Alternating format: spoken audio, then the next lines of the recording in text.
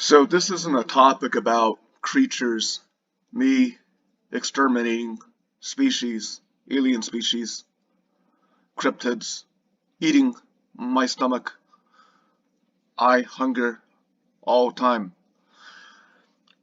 But it's about a religious discourse. So basically, here's the thing.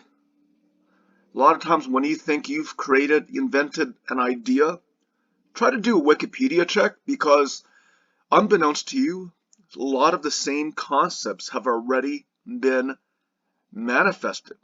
A religion, I don't think this religious concept can be copyrighted. It's not like some type of patent.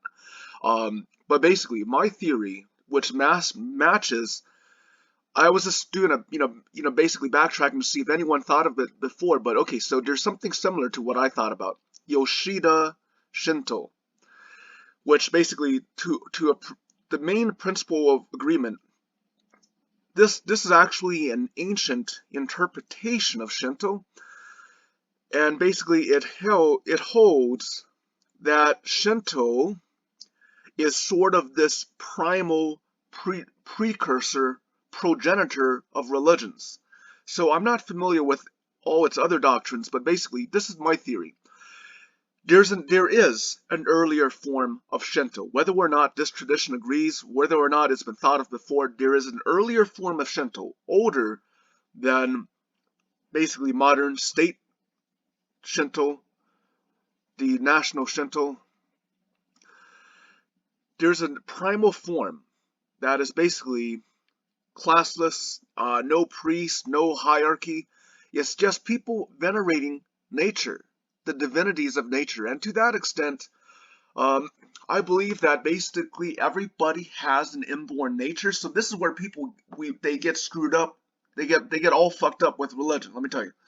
So sometimes, I'm going to explain this. Sometimes religion doesn't work for people because people have an inborn nature. I don't follow Buddhism, and it's something I can't ever follow because I think there's certain religions that, I'm not just picking on Buddhism, but I reject the idea of this universalist trend. So here's what happens, right? When you have a one-size-fits-all, it holds a certain standard up to all individuals. This is sort of the benchmark you want to strive to. But within any society, there are those with fierce nature, those with meek nature. There are those who are born sheep. There are those who are born wolf, dog. There are those who are born sheep. There are those who are born dog. When you try to turn every dog into sheep, the dogs are going to rebel. They're going to say, what the fuck? Religion doesn't work. Screw religion, I'm an atheist. And if conversely, if you try to turn sheep into dog, all the lambs are gonna cry ba. They're gonna zoba. They're gonna cry ba. You cannot turn wolf into lamb, lamb into wolf. You cannot turn eagle into chicken, chicken into eagle, or fish into bird. Well, there's a certain, that's a sort of a pun on evolution, since all life is interconnected under evolutionary theory. So bird doesn't turn into fish, but basically there's a common ancestor where species ultimately develop, they split off. But basically, the beauty of Shinto is that, to put it this way, when I have religious communion, it's more like a storm chase. And let me tell you something. I call myself a universal asshole. Take sheep range for something. So when I'm creating Shinto, there's no copyright on Shinto. So this is my new religion. It's not exactly Yoshida Shinto, but it's not exactly even Shinto. It's a primal form. It's more like the assembly language of both European animism, Japanese animism, Chinese animism, basically the primordial code of the assembly language before the high level languages. So basically, we're just going to break religion down to the zeros and ones. And there's a lot of evidence that, again, I said I'm a equal opportunity asshole. So basically, there's a lot of evidence that even where monotheistic trends happen, There's evidence that ancient Israel had something similar to Shinto. They had these different gods side by side, and what became the paramount divinity of the nation, Yahweh, was basically, archaeology suggests that he was worshipped side by side with these other divinities, but basically, and then one sect takes over. So one way this can happen I'm an equal opportunity asshole. One way this can happen in Hinduism, what if someone comes up with an interpretation that Lord Krishna is the end-all be-all? Then they go around proclaiming only Krishna can be worshipped, no one else can be worshipped, and they ransack temples, burn down temples, sack the mandirs of any gods other than Krishna. So whereas today Krishna is worshipped as the manifestation, but co-equal of all the different avatars of the one supreme God. But let's just say I say only Krishna can be worshipped. Everybody who worships anyone else, you mention Shiva, okay, wrong. You mention Hanuman, wrong. So every temple other than Krishna is ransacked. So that could be. So basically, that to me is one of the ways that monotheism develops, where basically you have people's monotheist. Sure, it's offensive, but there's a historical basis to this. So if you look at the archaeology, even in Israel, there was a primordial. Ancient Israel was more like the Greeks, and then one divinity became paramount and overthrew. But the reason why I like Shinto is because it's not Buddhism. I can't do Buddhism. To me, worship of God is basically the storm chasing. But there's another thing on Sheep Range. This is what I'm saying. If you build, I'm an equal opportunity asset. If you build a Hindu temple on Sheep Range, it's not going to change its innate characteristic. If you build a Christian church on my Sheep Range, it's not going to change characteristic.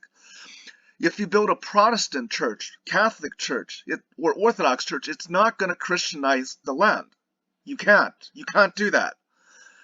If you build a Mormon temple, a Hindu temple, if you build a Jewish synagogue or an Islamic mosque, it's not going to have the effect of Christianizing or the Islamification of a part of a land.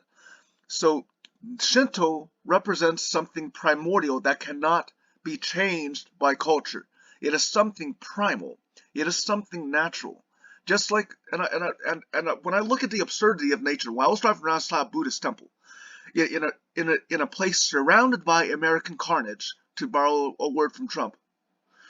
Buddhist temple and all this urban carnage all around it. So when you build a temple, a Buddhist temple, even when you build a church, temple, any type of religious institution, you don't change anything about the land.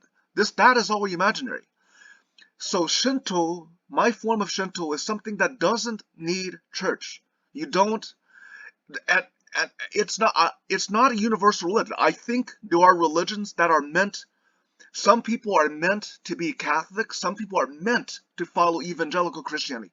Some people are meant to follow organized Buddhist religion. And some people are meant to follow my form of religion, which is a primal form of religion. I don't have the arrogance to purport to do a universal religion, because I understand that people have an inborn nature, and this borrows from the 4 Varnas: Brahmanas, Kshatriyas, Vaishyas, and Shudras. And basically, I said I'm an equal opportunity asshole. I'm going to add a lot more to that. I think what Bhagavad Gita describes is just the most basic blueprint. So basically, it's more like a computer science book that just has the title computer science. But there's many other elements of computer science that was not known to the computer scientists in the early 1950s, okay? Computational machines. So when they talk, so I'm going to lay down my own theology. Brahmanas, Kshatriyas, Vaishyas, and Shudras does not describe the entirety of nature, of the spectrum of human being nature, but it describes it is reflective of the general concept that there are different inclinations of humans. There could be 33 million different inclinations beyond Brahmin, Kshatriya, Vaishya, and Shudra.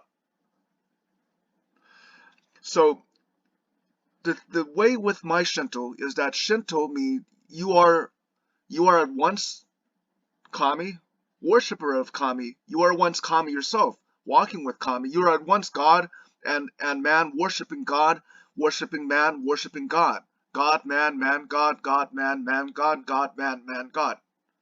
Not in a pejorative sense.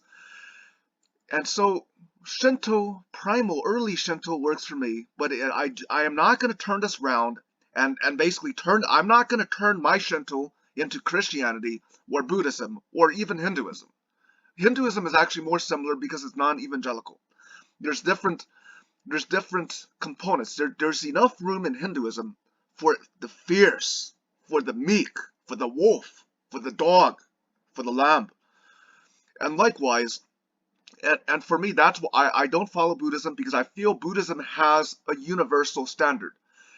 So here's a warning about Shinto. You might not like every Shinto god. This is not God that every god is supremely good. You must bow down to. No, you might not like some gods. Some gods, they might not like you. This isn't a religion where there's a concept. God is so universally good, the representative of the idealized good. No, some gods might be downright evil. Some gods might love you. Some gods might hate you. You might love some gods and you might hate some other gods. You can sort of understand. People who sort of understand my personality, basically it's clear why I follow Shinto. Why I don't follow Buddhism or other universal religions. I follow Shinto.